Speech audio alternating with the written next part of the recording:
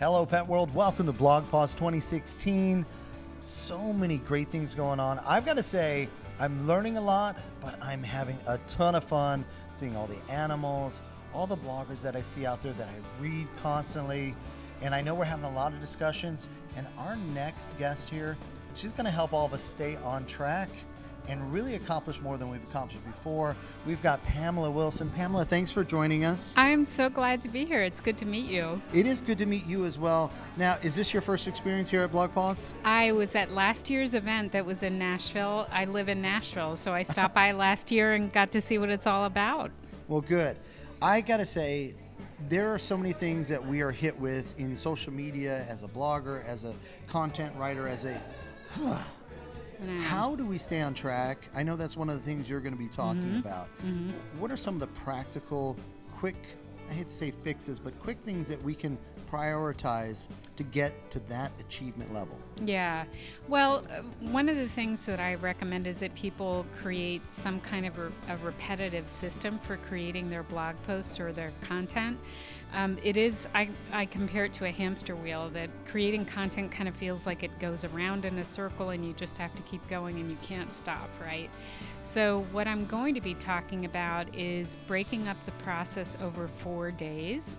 And the first day you just focus on creating like a backbone for your post. So you write the headline and you write the subheads.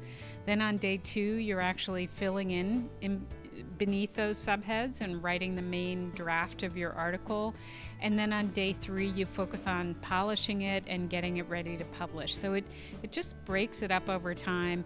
And then you publish it on day 4 and you kind of push it out on social media. So the big premise behind my talk is we should be focusing on creating perhaps less content, but better quality content. And also promoting it properly. It's one of the things that I hear often is, Rob, what am I doing wrong? I'm posting this and nobody's finding it. And then I post my next article and I'm like, whoa, when did you post the next article? Right. And they're not giving it enough time to breathe. It's as if everybody's waiting for when's that blog post coming? When's it coming? Right. For you, I like this. Let's get the quality over the quantity. The system of a couple of days. What is it that you kind of recommend for folks when they've established it? Do they need to pick up and speed up that system a little bit or stick to it? I know it's going to sound counterintuitive, but I actually recommend that people focus on creating one really strong piece of content every week. And you publish it on the same day, so your audience is expecting that content on that day. And then the other 6 days of the week, you focus on promoting it. So you're really focusing on giving it the best possible chance it can to get out and reach the people you want to reach. You know how it is. You see a piece of content and you're like, I'll click on that later. I don't have time right now, right? And that's how it is with everyone. And I think for us too, I mean, that's something we've done with our content. And I know we spoke in Nashville, but I must have picked it up from you. We literally, once we moved to that and folks could expect, okay, it's going to be there that day. Right. It became also less of a challenge to have to promote it. Right. Because they started to expect it. So this is great advice. Now, if there was one thing you could just reach into everybody's heads and say, I'm going to give you this nugget of wisdom and I'm going to put it in there so you can't lose it, what would that be?